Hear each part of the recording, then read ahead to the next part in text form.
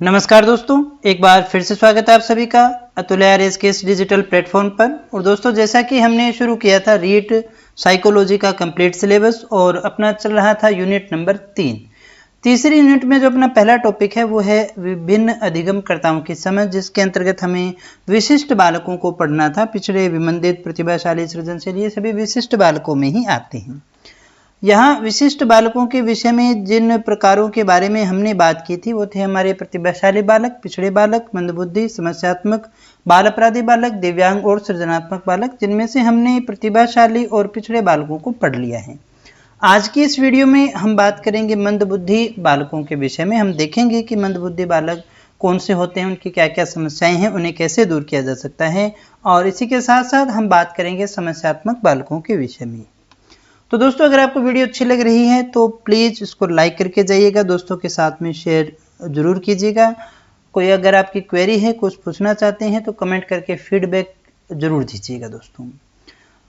इसी तरह से जुड़े रहें, बने रहें, क्योंकि पूरा सिलेबस मैं आपको यहाँ पर करवाने वाला हूँ। एक एक चीज़ करवाऊँगा और इतना विश्वास के साथ कहता हूँ कि इसके अलावा कुछ और पढ़ने की आपको आवश्यकता नहीं पड़ेगी।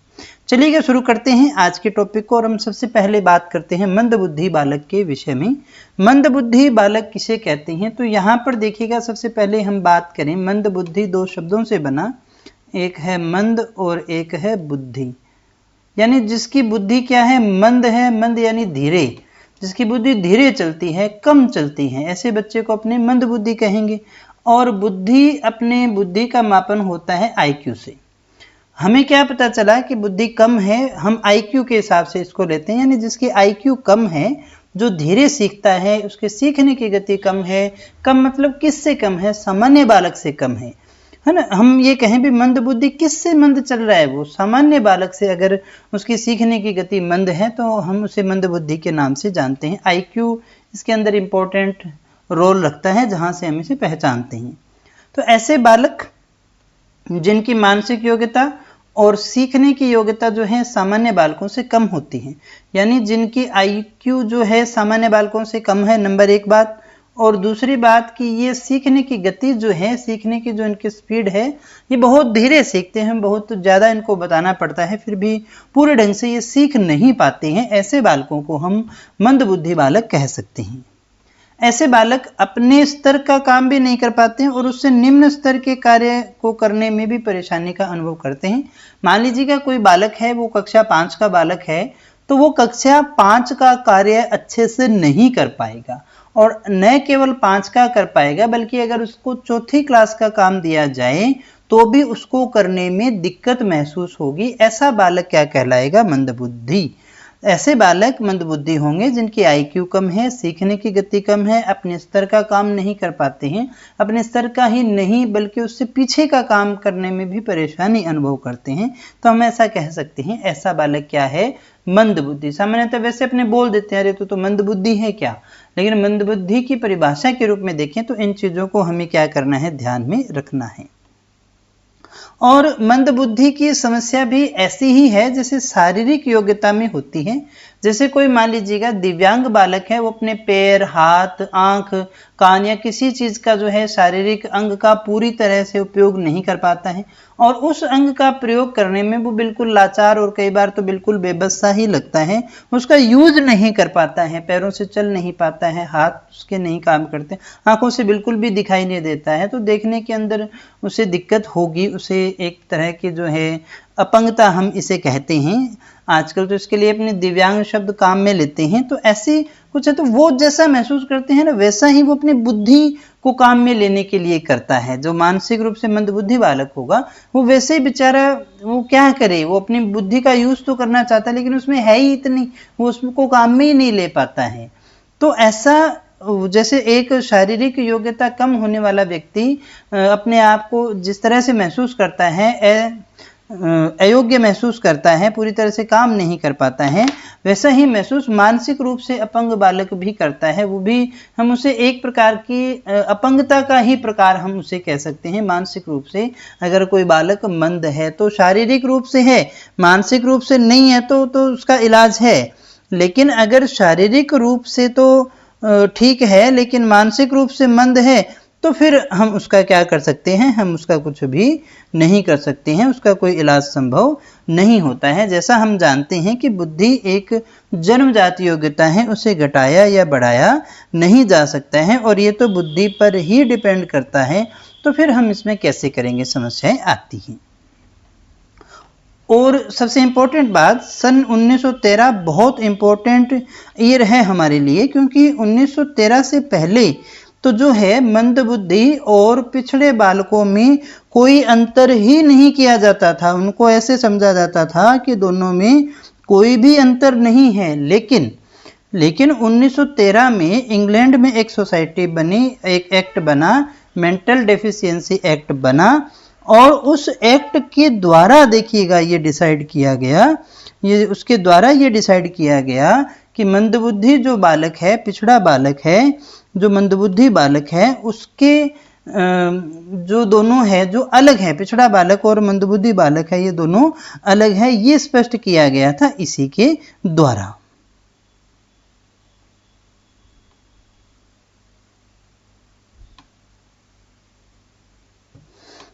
ऐसे बालक जो होते हैं वो मानसिक रूप से, क्या कह रहे हैं हम, ऐसे बालकों को मानसिक रूप से पिछड़ा बालक, मानसिक रूप से विकलांग बालक, विमंदित बालक, मंगोलिज्म, ये एक बीमारी भी होती है, धीमी गति से सीखने वाला बालक भी अपने कहते हैं दोस्तों। तो ध्यान दीजिएगा, 1913 से पहले तो अपने पिछड़े बालक को मंदबुद्धि ही बालक कहते थे, मंदबुद्धि पिछड़ा होता था, ये एक ही था। लेकिन पिछली क्लास में हमने देखा कि पिछड़ा बालक कोई भी हो सकता है, जरूरी नहीं है कि वो मंदबुद्धि हो। मंदबुद्धि और पिछड़ा बालक अलग अलग होते हैं। ये आया 1913 के अंदर इंग्लैंड में, जब वो एक एक्ट लेकर के आए, उसके बाद में ये चीज स्पष्ट होती है। ऐसे बालकों के लिए हम मानसिक रूप से पिछड़ा बालक, मानसिक रूप से विकलांग बालक, विमंदित बालक, मंगोलिज्म, धीमी गति से सीखने वाले बालक जैसे शब्दों का यूज करते हैं। क्रो एंड क्रो ये मानते हैं कि ऐसे जो बालक है मंदबुद्धि, उनकी IQ 70 से कम होती है। यहां ध्यान दीजिएगा, 70 से क्या है, IQ, इनकी जो IQ है वो 70 से कम होती है। ये क्रो एंड क्रो ने कहा, लेकिन बाकी जो है थोड़ा अलग भी मानते हैं, आगे आ जाएगा वो जब अपने इनके विशेषताएं देखेंगे। स्किनर ने एक परिभाषा दी है। स्किनर कहता है कि प्रत्येक कक्षा के छात्रों को एक वर्ष में जो काम दिया जाता है, अब यहाँ ध्यान दीजिएगा, स्किनर ये कहते हैं कि हर क्लास के लिए एक साल का एक सिलेबस डिसाइड होता है, जो एक साल के अंदर उस बच्चे को पूरा करना है। अब जो सामान्य बालक होगा ना, वो तो उसको पूरा कर लेगा, यानी जिसने उसको पूरा कर लिया वो तो क्या कहलाएगा, एक सामान्य बालक कहलाएगा। जो उसे पूरा नहीं कर पाता है साल के अंदर, उसे अपने क्या कहेंगे, मंदबुद्धि बालक कहते हैं, वो उससे पीछे रहेगा। ये स्किनर महोदय कहते हैं। ऐसे बालकों में ध्यान केंद्रित करने की क्षमता बहुत ही कम होती है, एक जगह ध्यान नहीं रख पाते हैं, और यहाँ तक कि अपने जो दैनिक कार्य है ना, नहाना वगैरह, खाना खाना, और ऐसे जो दैनिक जीवन के कार्य हैं वो भी अपने सही ढंग से पूरे नहीं कर पाते हैं। तो मंदबुद्धि भी एक शारीरिक विकलांगता की तरह ये भी एक विकलांगता ही है, जो जिसमें बच्चा चाहकर भी नहीं कर पा सकता। हमें ऐसा लगता है ये कर नहीं रहा है, वो करना क्या चाहे, उसके अंदर बुद्धि लब्धि है ही इतनी, वो उसका यूज इतना ले पा रहा है, वो बेचारा बेबस है, लाचार है, वो नहीं कर सकता उससे ज्यादा। हमें इस चीज को समझना होगा। जब हम किसी स्कूल में जाएंगे तो आप उसको पीट लीजिए, क्या करेंगे आप उससे, आप उसका अधिकतम यूज ले सकते हैं। उपाय भी आगे अपने डिस्कस करने वाले हैं। जीवन के प्रति इनमें कौन सा दृष्टिकोण होता है, नकारात्मक होता है, क्योंकि बाकियों के साथ ये चल नहीं पाते हैं, तो हमेशा इन्हें उपेक्षाएं ही झेलनी पड़ती हैं, इसलिए जीवन के प्रति इनका जो दृष्टिकोण है वो भी नकारात्मक हो जाता है। कैसे होते हैं मंदबुद्धि बालक, तो इनकी IQ सामान्यतः 80 से 89 के बीच में। क्रो एंड क्रो ने तो अलग कहा था, 70 से कम कहा था, लेकिन यहाँ पर टर्मन ने 76 से 90 के मध्य और क्रो एंड क्रो ने 70 से कम बताई है। अभी हमने इसको डिस्कस किया था, जैसा भी ऑप्शन में आए उसको देख लीजिएगा। मंदबुद्धि बालकों की सीखने की गति क्या होती है, बहुत ही धीमी होती है, धीमी गति से सीखने वाले, और इनको कुछ आता नहीं है, पूरा कार्य कर पाते नहीं है, इसीलिए इनमें आत्मविश्वास की भी बहुत कमी पाई जाती है। जो लोगों का सामना ढंग से नहीं कर पाते और हमेशा एक भयग्रस्त से रहते हैं, इनको हर चीज से भय लगता रहता है। ये अपने आप जो कहना चाहते हैं ना, जो कुछ आता है डर से, उसको भी पूरी तरह से अभिव्यक्त नहीं कर पाते हैं, तो इनकी समस्याएं थोड़ी गंभीर तरह की समस्याएं रह गई। सामाजिक और संवेगात्मक समायोजन का अभाव रहता है। ये समाज में समायोजन नहीं कर पाते हैं, समाज से जब ये मिलते जुलते हैं तो एडजस्ट नहीं कर पाते हैं, क्योंकि उनकी बुद्धि लब्धि और इनकी बुद्धि लब्धि में काफ़ी फर्क है। तो एक तरह से इंटरेक्शन भी जो है वो सही ढंग से नहीं हो पाता है। सृजनात्मकता का अभाव होता है, यानी कुछ नया चीज़ बनाना ये नहीं कर पाते हैं। ऐसा रूढ़िवादी होती है, पुरानी परंपराओं को मानने वाले होते हैं, जैसा किसी ने कह दिया एक चीज़ को पकड़ लिया तो फिर उसी पे चलते रहते हैं। दोस्तों, जटिल परिस्थितियों में अगर कोई सीखने की बात हो तो ये नहीं सीख पाते हैं, अपने आप को अयोग्य महसूस करते हैं, फेल हो जाते हैं। यहाँ इंपॉर्टेंट चीज़ है, मंदबुद्धि बालकों से संबंधित बीमारियां 4 प्रकार की बीमारियां हैं। बायोलॉजी ऑफ मेंटल डिफेक्ट पुस्तक है एल.एस. पेनरोज, जिसमें मंदबुद्धि बालकों के विषय में चर्चा की गई है। पहली बीमारी है मंगोलिज्म। मंगोलिज्म कौन सा होगा? ऐसे बच्चों का सिर जो है वो बाकी धड़ से क्या होगा? ज़्यादा बड़ा होगा, और इनके सिर क्या करते जो है मंगोल जाति के लोगों के सिर के जैसी होती है, इसलिए हम इनको मंगोलिज्म कहते हैं। इन्हीं के जैसी आंखें बादाम की तरह होती हैं, मुखमंडल टेढ़ा होता है, होठ पतले होते हैं, गर्दन छोटी होती है, नाक चपटी, हाथ पैर आकार में बड़े भारी और रूखी आवाज इनकी होती है। इनका बौद्धिक स्तर देखें तो जड़ बुद्धि होता है, यानी 25 से कम होता है। ये सबसे ज्यादा मंद बुद्धि वाले होते हैं, यानी जिनका सिर अगर आपको बड़ा दिखाई दे, आंखें बादाम की तरह लगे, तिरछापन हो, होठ पतले हो, तो छोटी गर्दन वाले हो, तो ऐसे को आप समझ जाइएगा ये कौन से प्रकार में आता है, ये मंगोलिज्म के प्रकार में आता है। फिर देखिएगा क्रेटिनिज्म, ये क्या है? ऐसे बालकों की शारीरिक वृद्धि कम होती है। ऐसे बालक जो हैं शारीरिक रूप से इतना विकास नहीं कर पाते हैं, ये बौने ही होते हैं, बहुत कम होते हैं, और इनके हाथ पैरों की अपेक्षा धड़ और कान बहुत बड़े होते हैं। हाथ पैर छोटे होते हैं, धड़ बड़ा होगा, ऐसे मान लीजिएगा ये है, ये धड़ बड़ा होगा, लेकिन हाथ पैर जो है इनकी अपेक्षा क्या होंगे? छोटे होंगे। और इनका बौद्धिक स्तर आईक्यू भी 25 से 50 का होता है, कम ही होगा, 50 से कम ही मिलेगा आपको इनका आईक्यू। तो मंगोलिज्म, क्रेटिनिज्म और हाइड्रोसेफेली और माइक्रोसेफेली ये रोग हैं। हाइड्रोसेफेली जो है इनके सिर का आकार 26 से 28 इंच का ही होता है, और परिधि इतनी ही होती है। मानसिक रूप से ये भी काफ़ी मंद होते हैं। माइक्रोसेफेली, माइक्रो मतलब छोटा ही होता है, तो इनका सिर का आकार काफ़ी छोटा होता है, छोटे सिर वाले होते हैं, ये भी मंदबुद्धि होते हैं। बड़े सिर वाले भी मंदबुद्धि होते हैं, दोनों ही मंदबुद्धि की श्रेणी में आते हैं। ऐसे सभी बालक मानसिक रूप से बहुत ही पिछड़े बालक होते हैं। सामाजिक जीवन में ये अच्छे से व्यवहार नहीं कर पाते हैं, व्यवहार करने में भी इनको दिक्कत आती है। यानी ये समझ गए होंगे मंदबुद्धि है तो पिछड़ा तो इनको रहना ही है हमेशा, ये हमेशा पिछड़े हुए ही रहेंगे। इनके शिक्षा के लिए अपने क्या कर सकते हैं? इनके ऊपर हमें व्यक्तिगत ध्यान देना पड़ेगा। पूरी कक्षा के साथ अपने इनको लेकर के नहीं चल सकते, क्योंकि ये पीछे रहेंगे, पिछड़े हुए रहेंगे। विशिष्ट कक्षाएं, स्पेशल क्लासेज इनके लिए, उस पर एक स्पेशल पाठ्यक्रम का निर्माण किया जा सकता है। ऑडियो विजुअल जो पाठ्य सामग्री है उसका यूज किया जा सकता है। मोंटेसरी प्रणाली का उपयोग किया जा सकता है। इनको देखिए, सामान्य बच्चों की तरह ये कार्य नहीं कर पाएंगे, बुद्धिमंद है, तो इनको कोई हस्तकला की शिक्षा दी जा सकती है। जैसे कोई मूर्ति बनाना है, कारपेंटर का काम है, इस तरह के जो काम है जहाँ पर उसको सिर्फ दिमाग नहीं लगाना, काम करना है, तो वो ये कर लेंगे बैठे बैठे एक जगह। इनको जहाँ लगा दिया उसी काम में लगे रहेंगे, और करेंगे भी क्या बेचारे। देखिएगा, इनको ज़्यादा कुछ दिमाग तो इनका काम करता ही नहीं है। आत्मविश्वास की भावना का विकास इनके अंदर करना पड़ेगा, तभी ये बाकियों के साथ में चल पाएंगे। तो दोस्तों, ये था मंदबुद्धि बालक, हमने अच्छे से पूरा डिस्कस किया। इसके बाद में अगला जो बालक का प्रकार आता है हमारा समस्यात्मक बालक। समस्यात्मक बालक, ध्यान दीजिएगा, पहली बात, इस बालक में कोई समस्या नहीं है। ध्यान दीजिएगा, इस बालक में कोई समस्या नहीं है, बल्कि इसका जो व्यवहार है ना, उस व्यवहार में कुछ ऐसी चीज है जो बाकी लोगों के लिए समस्या बन जाती है ना। ये समस्याग्रस्त नहीं है, बल्कि ये ऐसे कार्य करता है जिसके कारण बाकियों को समस्या हो जाती है, इसलिए हम इसे समस्यात्मक बालक कहते हैं। ऐसा बालक जिनके व्यवहार के अंदर सामान्य बात नहीं है, कोई असामान्य बात होती है, और ऐसी बात होती है जो अन्य बालकों के लिए समस्या बन जाती है। जैसे हम कहें कोई बालक झूठ बोलने वाला है, क्रोध करने वाला है, मारपिटाई कर लेता है, कक्षा में देर से आता है, स्कूल से भाग जाते हैं, तो ये बाकियों के लिए मोटिवेशन भी बनता है।